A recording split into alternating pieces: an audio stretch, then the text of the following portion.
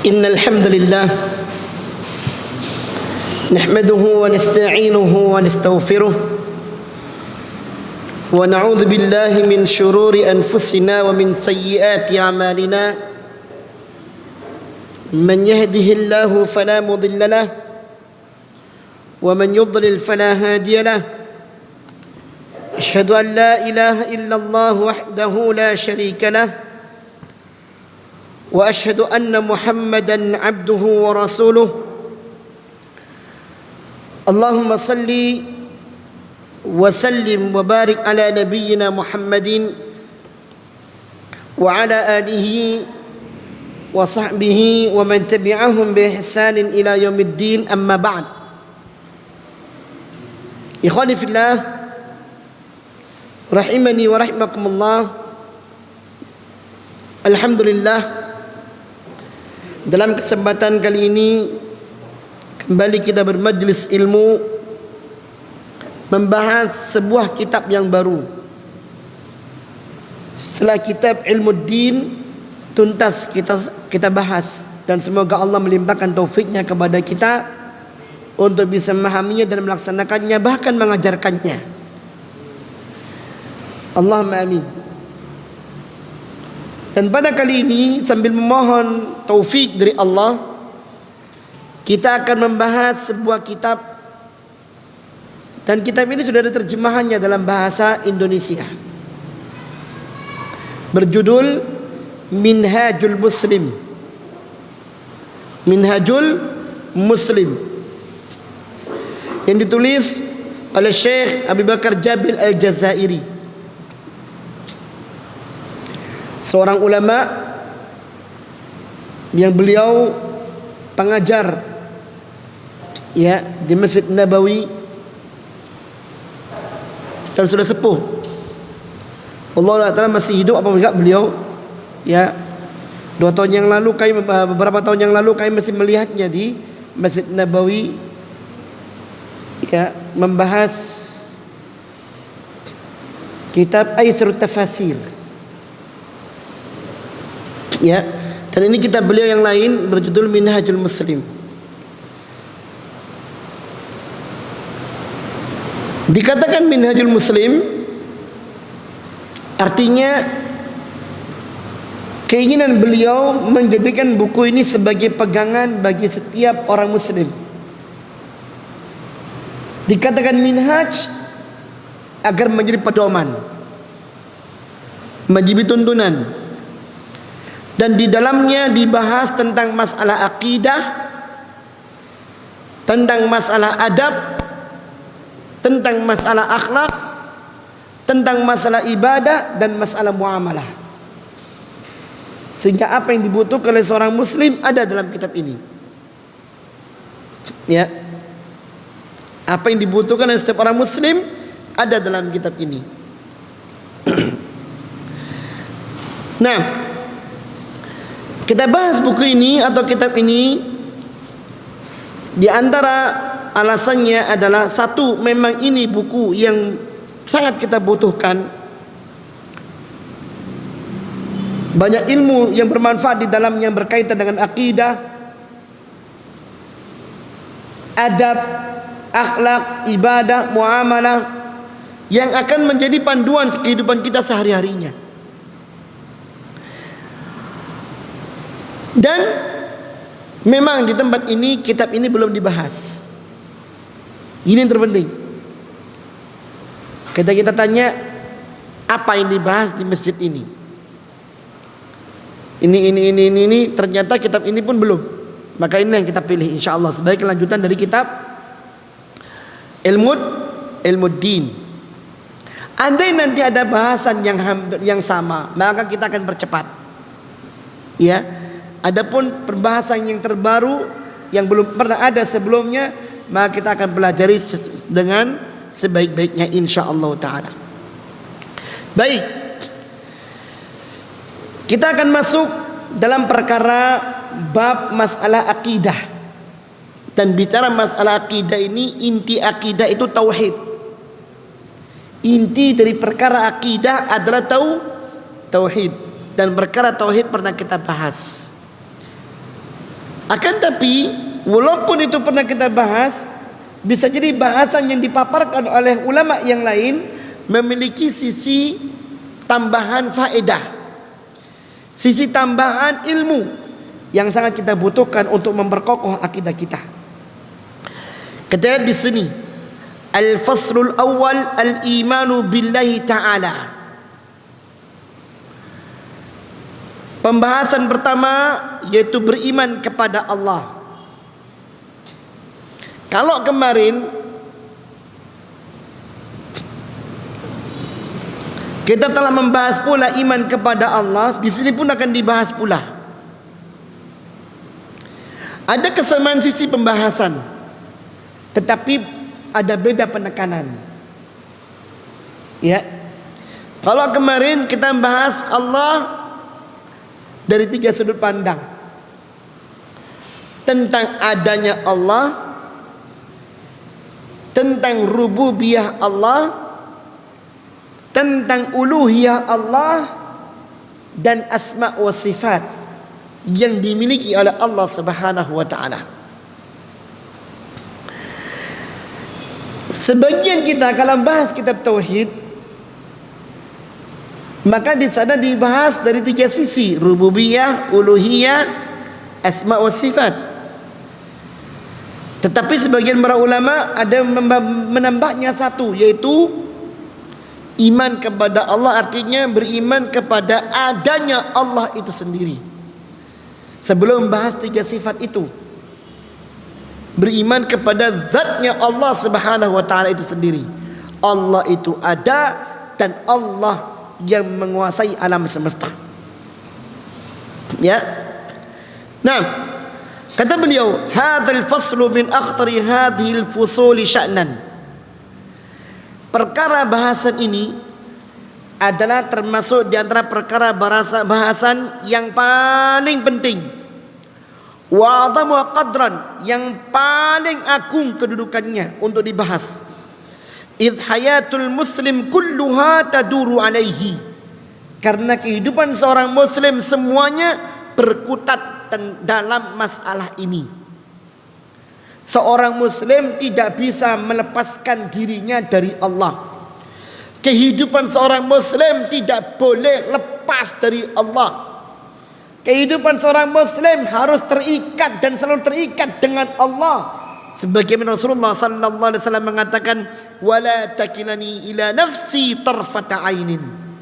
Ya Allah, jangan pernah engkau biarkan aku bertumpu pada diriku walaupun sekejap mata.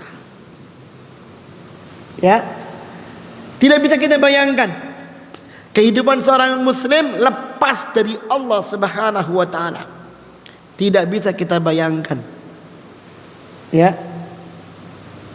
Anda lihat bagaimana kehidupan manusia yang lepas dari Allah. Kehidupan yang barbar, kehidupan yang keras, kehidupan yang tidak kenal aturan, kehidupan yang tidak ada arah tujuan, kehidupan yang entah untuk apa mereka hidup di muka bumi ini. Seorang muslim tidak seperti itu. Maka ketika dia menjadikan diri sebagai seorang muslim, sejak saat itu kehidupannya berkutat kepada penghambaan diri kepada Allah. Maka kata beliau, ini pembahasan yang paling penting dan paling agung, karena kehidupan seorang muslim adalah berkutat di dalamnya. Wa tatakayyaf bihasbihi. Kehidupan seorang muslim itu ya terbentuk pada poros tentang Allah itu sendiri. Fa huwa aslul usul fi nizamil am li hayatil muslim bikamaliha. Maka perkara ini, beriman kepada Allah ini adalah perkara yang pokok dalam keteraturan kehidupan seorang muslim secara sempurna. Ya, coba tanya kepada seorang muslim, Bisakah dia lepas kehidupannya dari Allah? Tidak bisa. Tanya kepada seorang muslim, bisakah dia menggadaikan imannya sejenak? Tidak mungkin. Tidak mungkin. Bahkan kehidupan seorang muslim itu setiap nafasnya tidak akan lepas dari Allah Ta'ala. Tidak akan pernah lepas dari Allah. Setiap nafas yang dimilikinya. Ya. Maka dari itu, ini ikatan yang paling mendasar dan paling pokok dan paling tinggi aturannya yang tidak bisa dielakkan oleh setiap orang muslim. Al-muslimu yu'minu billahi ta'ala. Seorang muslim beriman kepada Allah Ta'ala. Bimakna annahu yusaddiq biwujudi rabbi. Yaitu dia mengimani dengan adanya Allah Rabbul Alamin Tabaraka Ta'ala. Wa annahu azza wa jalla fatirus samawati wal ard. Bahwasanya Allah azza wa jalla adalah pencipta langit dan bumi, alimul ghaibi wasyahadah, yang mengetahui perkara yang gaib dan mengetahui perkara yang nampak. Rabbu kulli syai'in wa malikuhu, Tuhan segala semesta, Tuhan segala sesuatu dan yang memilikinya. La ilaha illahu, yang tidak ada Tuhan yang berhak disembah dengan benar kecuali Dia semata. Wala rabba ghairahu, dan tidak ada Tuhan yang lainnya. Wa annahu jalla wa ala mausufun bi kulli kamalin, dan bahwasanya Allah azza wa jalla itu tersifati dengan segala sifat sempurna. Munazzahun an kulli nuqsan, terbebas dari segala sifat kekurangan. Wa dzalika, yang demikian itu, li hidayatillahi ta'ala lahu qabla kulli syai'in. Ya. Thumma lil adillatin naqli wal aqliyah. Yang demikian itu, keimanan seperti ini berdasarkan atas petunjuk dari Allah Subhanahu wa taala, ya, dan dengan dalil-dalil yang ditunjukkan oleh Allah Subhanahu wa taala. Jadi seorang muslim tidak bisa lepas dari imannya kepada Allah. Sampai mati pun dia enggak bisa lepas dari imannya kepada Allah. Allah katakan wa'bud rabbaka hatta ya'tiyakal yaqin. Sembahlah Tuhanmu sampai kematian itu datang kepadamu. Lah pertanyaannya sekarang, apa dalil Al-Quran yang menunjukkan tentang adanya Allah Subhanahu wa ta'ala? Dan Allah itu sebagai pencipta, ya, dalilnya banyak sekali. Salah satu dalilnya adalah dalam surat yang sering kita baca di dalam Al-Quranul Karim, yaitu surah Al-Fatihah, yang menjadi surat yang kita baca dalam salat 17 kali sehari semalamnya. Allah mengatakan Alhamdulillahi Rabbil Alamin, segala puji bagi Allah Tuhan semesta alam. Segala puji bagi Allah Tuhan semesta alam, Rabbul Alamin. Ketika ayat ini menyatakan segala puji bagi Allah Tuhan semesta alam, berarti alam semesta ini punya pemilik. Ada yang menciptakan, ada yang menguasai, ada yang mengatur. Dan itu tidak lain adalah Allah. Dan ketika Allah yang menciptakannya, yang menguasainya, yang mengaturnya, yang memilikinya, dengan segala apa yang kita lihat sekarang ini, maka pantaslah munculnya pujian itu kepada Allah. Andai kata pujian itu ditujukan kepada sesuatu yang tidak berwujud, maka itu pujian adalah sesuatu yang sia-sia. Ya, makanya keimanan kita ini selalu diikat oleh Allah dengan dirinya. Diingatkan oleh Allah untuk senantiasa mengingat Allah. Salat 5 waktu saja itu adalah upaya yang syar'i yang menjadi ketetapan Allah untuk kita laksanakan agar kita kembali kepada Allah Subhanahu wa taala, agar terus mengingat Allah. Dan ini pun ketika kita diingatkan diri kita dengan Allah dan mengikatkan diri dengan Allah, ini hidayah yang luar biasa. Makanya Allah mengingatkan kita untuk senantiasa bersyukur. Ya, Nah,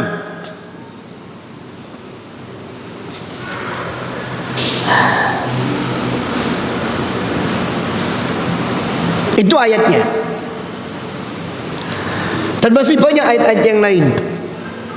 Seperti disebutkan dalam surah Al-Hasyr ayat 22 sampai 24. Disebutkan pula dalam surah Al-A'raf ayat 53 54, ya. Dan Allah tegaskan pula tentang keberadaannya, yang tidak ada Tuhan yang berada sembah dengan benar kecuali Dia, yang tidak ada pencipta kecuali Dia semata, yang tidak ada pengatur kecuali Dia semata. Allah Subhanahu wa taala mengungkapkan di dalam surah Al-Anbiya ayat 22. Apa kata Allah? Lau kana fihi ma alihatun.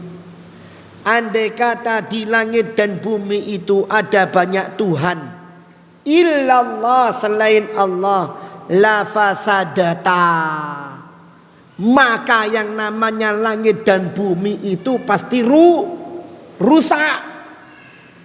Ya, fasubhanallahi rabbil arsy amma yasifun, maka segala puji bagi maka maha sucilah Allah, Tuhan pemilik arsy yang sangat agung, dari apa yang mereka sebutkan, dari apa yang mereka sifatkan.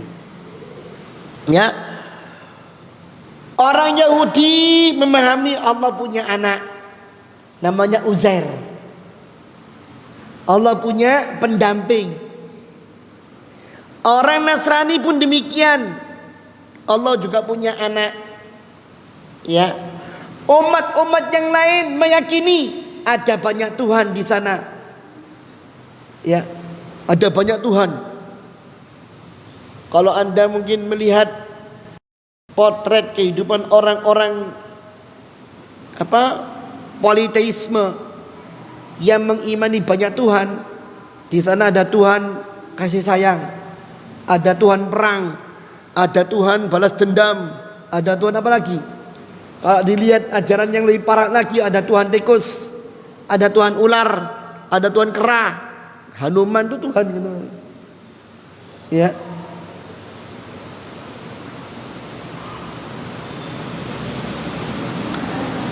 Tidak bisa kita bayangkan para jemaah. Andai kata itu ada, pasti tukaran. Ya. Maaf pasti rebutan lapak. Betul enggak? Loh iya, rebutan lapak. Kon kok nang kono terus kan nang aku. Dan itu menyulitkan manusia. Isuk nang kono, sore nang kono. Ya. Bayangkan orang syirik itu, betapa susahnya kehidupan mereka. Ya. Mengambil keridhaan dari banyak Tuhan. Pergi ke Tuhan A, juga pergi ke Tuhan B, supaya dia nggak dimarahi oleh Tuhan B. Kemudian pergi lagi ke Tuhan C, supaya dia nggak dimarahi oleh Tuhan C. Selalu membuat sesajinan atau semacamnya. Innalillahi wa inna ilaihi rajiun. Betapa susahnya kehidupan seperti itu. Bayangkan kehidupan sebagai seorang muslim, hanya bertuhankan satu, tidak yang lainnya, yaitu Allah Subhanahu wa taala semata. Maka mencapai ridhonya demikian mudah. Dan tidak perlu takut dengan adanya Tuhan-Tuhan yang palsu. Ya. Karena enggak layak dipertuhankan. Dan anehnya, banyak di antara kaum muslimin yang menuhankan sosok yang bukan Tuhan. Saya sering ngomong di sini. Jangan pernah menuhankan manusia yang bukan Tuhan. Dan memang gak ada sesuatu yang gak ada dari manusia atau dari makhluk manapun yang memiliki sifat ketuhanan. Gak ada. Maka jangan pernah menuhankan selain Allah Subhanahu wa taala. Hancur kita ini untuk naudzubillah min dzalik. Sudah gak mendapatkan apa-apa, malah dilaknat oleh Allah. Dosa itu tidak mendatangkan ampunan.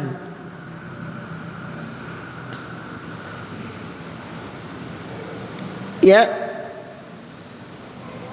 banyak di antara kaum muslimin mengambil Tuhan-Tuhan selain Allah.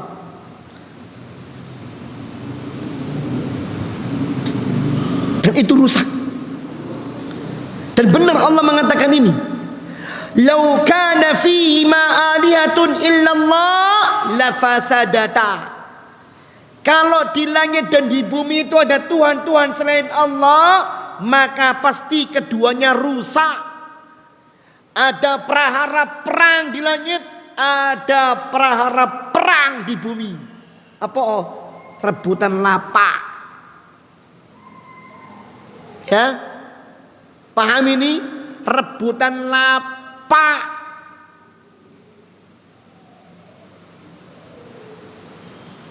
Na'udzubillahi min dzalik.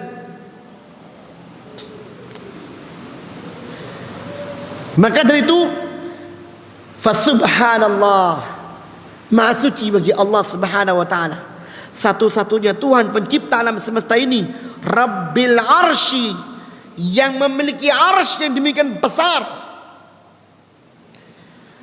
Amma yasifun, maha suci Allah dari apa yang mereka sebutkan itu. Ya, tidak ada, Allah nggak punya anak, Allah nggak punya pendamping. Para jamaah, kadang-kadang maaf ya, kita bicara tauhid ini dianggap orang ekstrim. Aneh yang ngomong ekstrim itu. Orang muslim itu harus bertauhid. Ya. Orang muslim harus bertauhid. Digoyang, digoncang, diapa-apain, tauhidnya harus makin kokoh. Diancam mati, lebih baik mati mempertahankan tauhid. Itu harus itu. Ya. Mending mati mempertahankan tauhid daripada hidup menggantikan tauhid. Kita kembali kepada Allah. Ketika kita kembali kepada Allah dengan menuhankan Allah sebagai Tuhan kita, maka keridhaan Allah ada pada kita. Ya. Maka aneh kalau ada orang-orang yang nyinyir dengan kita belajar tauhid dan menuduh kita yang tidak-tidak. Yang aneh, tuduhan itu muncul dari kaum muslimin. Dan ketika kita bicara tauhid, gempar. Ya akhi,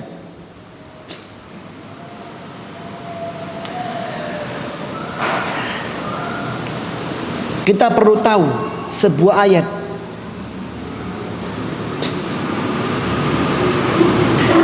yang Allah Subhanahu wa taala sebutkan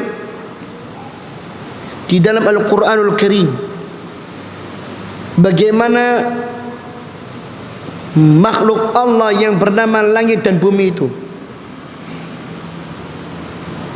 mereka murka dengan adanya ungkapan penyekutuan kepada Allah Subhanahu wa taala.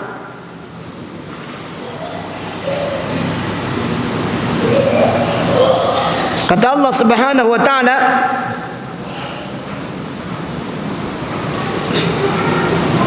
di dalam surat Maryam, surat yang ke-19 ayat 88, wa qalu ittakhadhar rahmanu walada, mereka mengatakan Allah itu punya anak.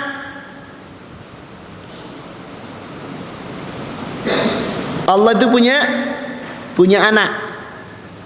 Laqad ji'tum syai'an idda, kata Allah, sungguh kalian telah mendatangkan perkara yang sangat mungkar. Takadus samawati yatafattarna minhu, hampir-hampir yang namanya langit dan bumi, hampir-hampir yang namanya langit itu pecah. Wa tanshaqqul ardu, dan bumi pun pecah. langit itu pecah runtuh, bumi terbelah. Wa takhirrul jibalu hadda, dan gunung-gunung pun meletus sehancur-hancurnya. An da'u lirrahmani walada, karena adanya seruan bahwasanya Allah Subhanahu wa taala itu punya anak. Ya, bahwasanya Allah Subhanahu wa taala itu punya anak. Ngene iki lho, ape dilestarikan ucapan selamat Natal. Saya ngomong tokoh agama S3 tapi nilainya S teler. Ya. Wallah benar. Tidak ada mau. Wallahi, hati-hati dengan ulama su. Hati-hati dengan ulama su. Ya. Jangan sombongnya, jangan angkuhnya. Demi Allah, saya sendiri berdoa. Anda orang ini gak berhenti. Semoga Allah membuka aibnya di depan umatnya. Rusak orang, ngerusak. Demi Allah ngerusak. Dengan sombongnya, dengan angkuhnya. Ya, ngerusak dia. Ya akhi, gampang sekali Anda mengucapkan kalimat itu. Dan Anda menuduh saudara Anda yang bertauhid dengan tuduhan yang tidak. Anda katakan mereka radikal. Anda katakan mereka adalah orang-orang garis keras dan semacamnya, ekstrim. Na'udzubillah min dzalik. Tuduhan-tuduhan yang menjauhkan manusia dari mereka. Dan Anda ajak manusia itu kepada perkara yang sangat mungkar. Yang Anda kata kita mendengar bagaimana gemuruh langit. Yang Anda kata kita mendengar bagaimana bumi itu bergoncang. Yang Anda kata kita mendengar bagaimana gunung itu meletus. Mungkin kita akan lari terberit-berit. Hanya karena rahmat Allah. Itu semuanya diredam oleh Allah Ta'ala. Sehingga kita pun tidak merasakannya. Anda'u lirrahmani walada. Dengan lancangnya mereka mengatakan Allah itu punya anak. Ya. Hancur ya akhi. Hancur alam semesta ini kalau di sana ada banyak Tuhan. Ada banyak Tuhan, hancur. Allah punya anak itu diingkari kok, apalagi Tuhan-Tuhan yang lain. Di sini seorang muslim harus benar-benar mengikat tauhidnya. Ya.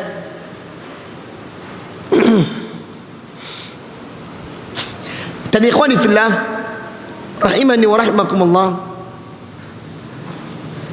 perkara tentang masalah tauhid ini, kita mengimani Allah Subhanahu wa taala sebagai pencipta. Kita mengimani Allah Subhanahu wa taala zatnya. Kita mengimani Allah Subhanahu wa taala satu-satunya Tuhan yang disembah. Kita mengimani Allah Subhanahu wa taala memiliki sifat-sifat dan nama-nama yang maha mulia, yang maha agung, adalah perkara yang setiap orang muslim wajib mengetahuinya. Wajib.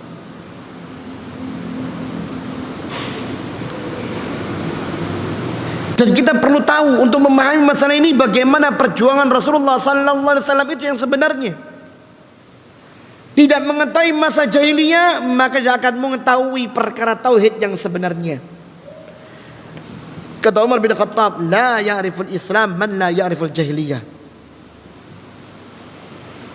Tidak akan bisa mengenal Islam dengan baik orang yang tidak mengenal apa itu jahiliyah, masa jahiliyah. Ya. Kewajiban seorang muslim belajar akidah ini. Ya. Bagaimana kita mengikat diri kita kepada Allah dalam ukuran Allah Subhanahu wa taala sebagai Tuhan alam semesta. Nah, kita harus meyakini untuk kemudian kita bisa memerangi orang-orang komunis. Orang komunis tidak mengimani adanya Tuhan. Ini lebih buruk daripada orang musyrik. Ya, ini lebih buruk daripada orang musyrik. Antum tahu Abu Jahal? Antum tahu penduduk kota Mekah, masyarakat jahiliyah yang diperangi oleh Allah dan Rasulullah Muhammad sallallahu alaihi wasallam, masyarakat itu adalah masyarakat yang mengenal Allah, masyarakat yang beriman dengan Allah Subhanahu wa taala, meminta kepada Allah, bertawaf di Baitullah sambil mengagungkan Allah, bersamaan juga mengagungkan yang lain. Mereka beriman kepada Allah, tapi diperangi oleh Allah dan Rasulnya, dikatakan sebagai kaum musyrikin dan dimasukkan oleh Allah ke dalam nerakanya. Apalagi orang ateis. Maka aneh kalau ada kaum muslimin gabung bergandeng tangan dengan orang-orang ateis. Ya, aneh. Apapun itu, tujuan apapun itu, aneh. Jangan pernah menggantungkan harapan kepada orang yang tidak mengenal Allah Subhanahu wa taala dan tidak beriman kepadanya.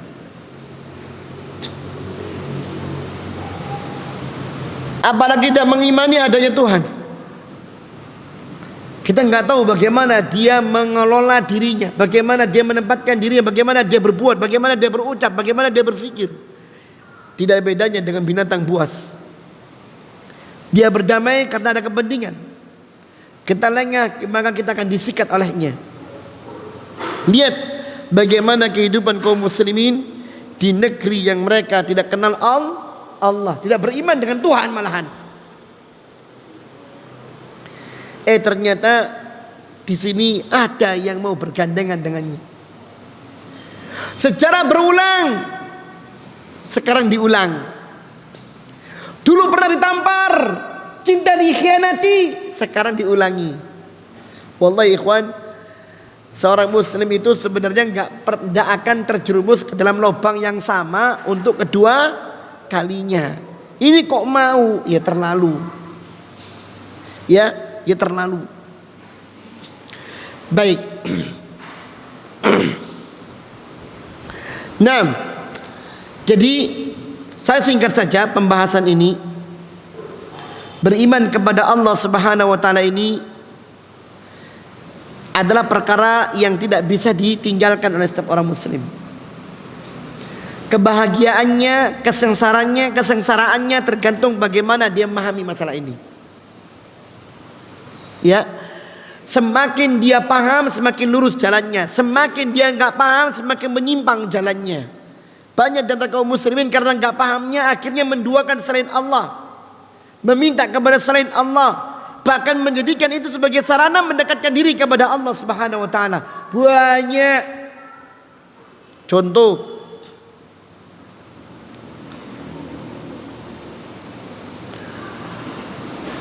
Sering kita mendengar pujian-pujian yang dilakukan oleh pelaku-pelaku bid'ah. Ya, entah itu dalam tiba atau semacamnya.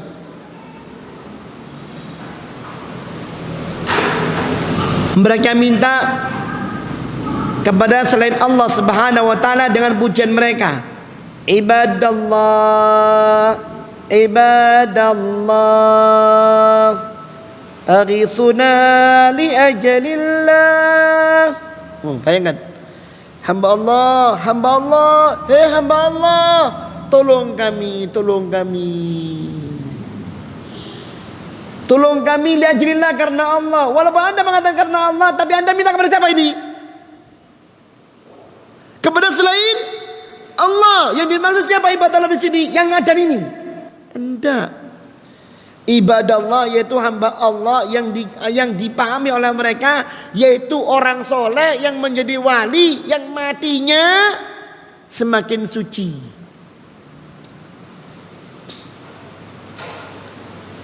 Tahu istilah moksa? Uang naik mati kan naik ke nirwana, moksa. Ini diadopsi oleh sebagian kaum muslimin dalam kelompok-kelompok tarekat tertentu. Wong soleh iku nek mati ora mati, cuma pindah enggon. Panggonane lebih suci, sebagaimana awake lebih suci ditimbang waktu urip. Waktu hidup dia butuh makan, butuh kumpul dengan istrinya dan semacamnya, butuh perkara-perkara yang sebenarnya nggak dibutuhkan sebagai orang zuhud. Ketika dia mati nggak butuh itu, maka dia semakin istimewa. Muncullah anggapan wali kutub, wali abdal, wali nujaba, wali apa lagi? Wali ghaus. Ada di Mojokerto pun juga ada. Ya. Kenduriannya seperti itu modelnya. Minta kepada hamba-hamba Allah yang sudah mati ini. Kalau tanya kenapa anda minta seperti itu? Oh, jangan salah anda. Kami minta itu adalah tujuannya untuk mendekatkan diri kepada Allah, supaya mereka mengantarkan hajat kami kepada Allah. Jadi perantara.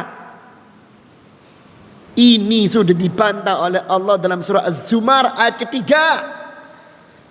Mereka mengatakan mana butuhum illa liuqarribuna ilallahi zulfa. Kami tidak menyembah mereka, tapi kami ingin mereka mendekatkan kami kepada Allah, menghantarkan hajat kami. Ya, ini alasan-alasan yang tidak diterima oleh Allah. Ini adalah hakikat kesyirikan itu sendiri. Karena sebenarnya inilah yang terjadi pada orang-orang jahiliyah itu, pada kaum Quraisy, pada masyarakat Arab yang Allah utus Rasulullah Muhammad sallallahu alaihi wasallam kepada mereka. Mereka pun mengatakan, jangan salah, kami enggak menyembah Lata, kami enggak menyembah Uzza, kami enggak menyembah Munat atau tuhan-tuhan yang lainnya, tapi kami jadikan mereka sebagai sarana mendekatkan diri kami kepada Allah. Dibantah oleh Allah Ta'ala. Dan bantahan yang tepat adalah ada dalam surat Ghafir ayat 60, ud'uni astajib lakum. Mintalah kepadaku, aku kabulkan. Tidak perlu wasilah-wasilah seperti itu. Disebutkan pula oleh Allah dalam surah Al-Baqarah, ya, ayat 186. Apa kata Allah? Wa idza sa'alaka ibadi anni fa inni qarib. Bila hambaku tanya kepada Muhammad tentang diriku, fa inni qarib, aku dekat dengan mereka. Ujibu da'watad da'i idza da'an. Aku kabulkan doa orang yang berdoa kepadaku. Tauhid, Pak. Tauhid. Maka jangan pernah kita terkecoh oleh mereka-mereka yang menuhankan selain Allah Subhanahu wa ta'ala. Baik.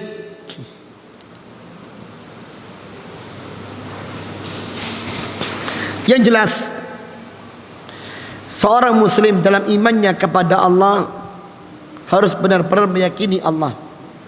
Allah itu ada, Allah itu berwujud, Allah itu memiliki zat, ya. Dan sifat Allah tidak sama dengan sifat makhluk. Dan Allah pencipta alam semesta, pemiliknya, penguasanya, yang mengaturnya. Karena Allah seperti itu, maka dialah Allah satu-satunya Tuhan yang berada disembah. Tidak ada sesembahan yang berada disembah kecuali Dia, Allah semata. Karena Allah pencipta alam semesta, karena Allah pengatur alam semesta, karena Allah menguasai alam semesta semuanya, ya. Dia berwujud, maka Dia dipertuhankan, maka Dia diagungkan, maka Dia disembah, tidak ada yang lainnya. Dan Dia memiliki sifat-sifat yang tidak dimiliki oleh makhluk manapun, yang tidak ada duanya. Allah katakan laisa kamitslihi syai'un wa huwas samiul alim. Tidak ada yang sama serupa dengan Allah Subhanahu wa taala, ya, dan Dia Allah Maha mendengar lagi Maha mengetahui. Allah sendiri mengatakan qul huwallahu ahad Allahus samad lam yalid wa lam yulad wa lam yakul lahu kufuwan ahad. Katakanlah Allah itu esa, jangan kau duakan, jangan kau sekutukan. Allahus samad, esanya Allah itu maha sempurna. Tidak ada kekurangan sedikit pun pada diri Allah, semuanya sempurna. Tidak ada yang menyamai, tidak ada yang mengungguli. Tidak ada yang menyamai, tidak ada yang mengungguli. karena Allah As-Samad paling puncak kesempurnaannya. Termasuk kesempurnaannya, lam yalid wa lam yulad. Allah tidak beranak dan tidak tumbuh tidak muncul sebagai anak. Allah enggak butuh pasangan, Allah enggak butuh anak. Dan Allah bukan anak. Allah muncul sejak azali, sebelum semuanya ada. Dan Allah adalah yang paling terakhir. Tidak ada sesuatu yang setelah Allah Subhanahu wa taala. Allah itu abadi. Ya, tidak akan pernah binasa selama-lamanya. Ya, dia yang pertama, dia yang paling akhir. Nah, maka tidak ada yang mendahului Allah. Dan tidak ada lagi setelah Allah Subhanahu wa taala. Hanya Allah semata-mata. Kesempurnaannya tidak diliputi oleh kekurangan, dan Allah tegaskan walam yakul lahu kufuwan ahad. Tidak ada yang sama, tidak ada yang setara dengan Allah Subhanahu wa taala. Kalau sama enggak ada, apalagi mengungguli. Ya. Maka kalau sudah paham dengan surat ini, surat Al-Ikhlas ini yang menunjukkan tauhid, kita enggak akan menjadi orang yang takut. Kita enggak akan menjadi orang yang takut. Benar. Enggak perlu pada selain Allah Subhanahu wa taala, enggak perlu tokoh agama yang dikultuskan. Entah itu kiai, entah itu keturunan nabi, entah itu ustadz yang terkenal atau yang enggak perlu. Ya. Karena kita punya Allah Subhanahu wa taala. Wallahu taala alam. Silakan azan dulu. Baik, ikhwani fillah rahimani wa rahimakumullah. Kembali saya ingatkan masalah tauhid ini, masalah perkara iman ini. Ya. Masalah perkara iman ini. Banyak kita belajar tentang masalah tauhid tapi kurang mendalami. Maaf ini, saya minta maaf, betul minta maaf. Dengan berbagai macam dalil. Dalilnya hafal. Tapi penghayatan, pemaknaan secara hakiki terhadap dalil itu kurang.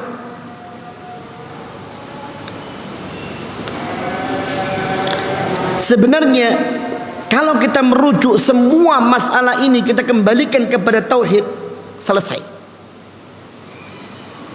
Selesai.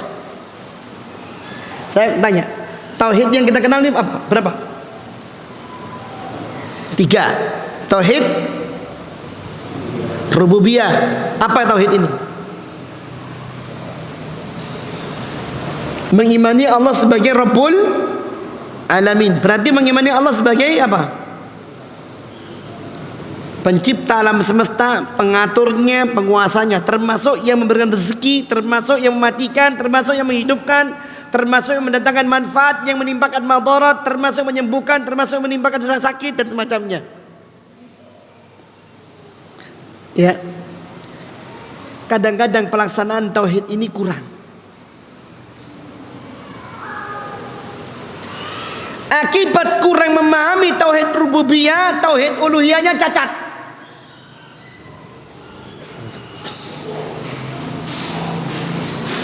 Sebagaimana cacatnya kita memahami tauhid rububiyah, di situ juga ada tauhid asma wa sifat, tauhid uluhiyah kita pun juga cacat.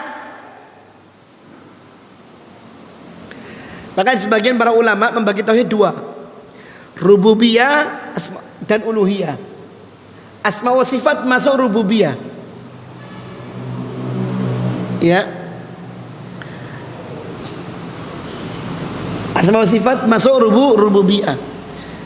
Ada kemudian ulama membaginya menjadi 3 supaya lebih jelas lagi. Supaya lebih jelas lagi. Tapi niat, kalau kita memiliki kesalahan pemahaman terhadap tauhid rububiyah, uluhiyahnya bisa cacat. Demikian pula kalau kita memiliki kesalahan pemahaman terhadap asma wa sifat, uluhiyahnya masih cacat.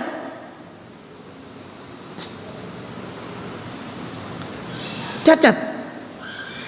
Berapa banyak di antara kita yang kurang memahami semua ini di dunia ini dalam kendali Allah Subhanahu wa taala. Ketika kita tidak memahami ini, maka kita bergantung kepada selain Allah. Satu perkara lagi yang patut kita renungkan. Ya. Kita ini maaf, Ketika masuk sebuah kapal pesiar yang besar, kapal kecil dilihat dari luarnya, masya Allah gede, ya, mewah. Kita masuk ke dalamnya, hati ini kayak lapang, seneng, gembira, seakan-akan pasti bahagia, ya, pasti bahagia. Padahal maaf, kita nggak kenal dengan nakodanya. Kenal nggak dengan nakodanya? Padahal nakodanya nggak sempurna karena dia manusia. Tidak ada jaminan dia bisa menyelamatkan kita menuju tujuan yang kita inginkan. Tidak ada jaminan kapal ini akan terus di atas permukaan laut di tengah-tengah gelombang yang sangat besar. Bisa jadi kasus peristiwa Titanic terulang. Tapi kenapa kok hati kita tenang? Itu pertanyaan. Ada lagi orang ketika masuk pesawat terbang, dia melihat pesawatnya masya Allah gede. Entah tujuannya mau umroh, mau apa, mau kemana, pokoknya bangga masuk pesawat. Dapat apalagi dapat duduk tempat duduk VIP. Dekat jendela lagi, wah senangnya bukan main. Padahal kita nggak kenal dengan pilotnya, sopo sih pilotnya, mahir ora, nggak ngerti berapa apa namanya jam dia memiliki jam terbangnya. Dan tidak ada jaminan ini pesawat selamat sampai di tempat tujuan, tapi kita plong seneng, gembira bukan main. Ya, anehnya. Ketika kita memasuki alam dunia yang kita tahu Allah pengendalinya, Allah yang menjalankannya, yang mana kekuasaan Allah itu mutlak. Allah ngasih, nggak ada yang bisa menahan. Allah tahan, nggak ada yang bisa mengasih. Allah melindungi, nggak ada yang bisa untuk menyakiti. Allah timpakan madarat, nggak ada yang bisa melindungi. Kok kita ini gundah? Engkau ya apa ya? Anu ya apa ya? Ya akhi, anda ini beriman pada Allah Ta'ala. Anda punya Allah Subhanahu Wa Ta'ala.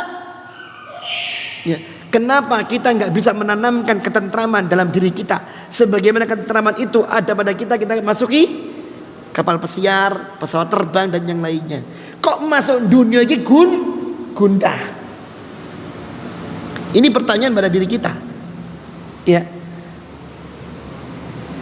Ada satu kalimat para jamaah muncul dari teman. Wallah kalimatnya biasa, tapi ini menunjukkan nilai tauhid yang luar biasa. Saya sering ngomong, saya ini gagal dalam membina nilai militansi. Terus terang maaf, militansi. Padahal sosok militan itu dibutuhkan. Para sahabat itu militan. Ya. Contoh militan yang paling utama adalah Abu Bakar As-Siddiq radhiyallahu ta'ala anhu. Militan itu, anak-anaknya militan itu betul militan. Umar bin Khattab aja kalah kok. Rasulullah butuh dana untuk perang, ya, kata Umar bin Khattab, aku bakal ngalahkan Abu Bakar As-Siddiq, tak gawa separuh. Diserahkan ke Rasulullah SAW. Ya, kata Rasulullah, apa yang kau tinggalkan untuk keluargamu ya Muar? Separuhnya lagi ya Rasulullah. Ini separuh hartaku. Enggak lama datang Umar bin Khattab, Abu Bakar As-Siddiq datang dan mengatakan, ya Rasulullah, ini seluruh hartaku ya Rasulullah. Seluruh hartaku. Umar malah ini, wahai Abu Bakar, apa yang kau tinggalkan untuk istri dan anakmu? Aku tinggalkan Allah dan Rasulnya. Kangging ini piye? Kangging ini ki piye? Ya, ini introspeksi buat kita semua. Saya pribadi ngomong seperti ini, saya introspeksi dari saya. Ya. Apa jawaban Umar bin Abu Bakar Siddiq? Aku tinggalkan Allah dan Rasulnya untuk mereka. Ada keimanan dalam jiwa mereka kepada Allah yang akan membuat mereka bertahan Dan aku yakin sebagaimana mereka yakin pula Allah yang akan menjamin rezeki mereka. Masya Allah. Saya ada teman ngomong, saya tanya dia, Ustaz, antum bisa ngirim murid antum ke sana, ke pelosok pojok gunung, ke pedalaman yang untuk keluar dari itu butuh beberapa hari. Gimana caranya? Nek totoan ilmu tauhid, dalil-dalilan kalah deh. Tapi nek kemudian masalah penghayatan tauhid, kita perlu belajar. Minta maaf, orang banyak teori, tapi teorinya mungkin dangkal. Ya, lebih meluas bukan mendalam. Jujur, ini suatu introspeksi diri. Seharusnya omongan itu muncul pada diri kita, bukan diri dia. Ya,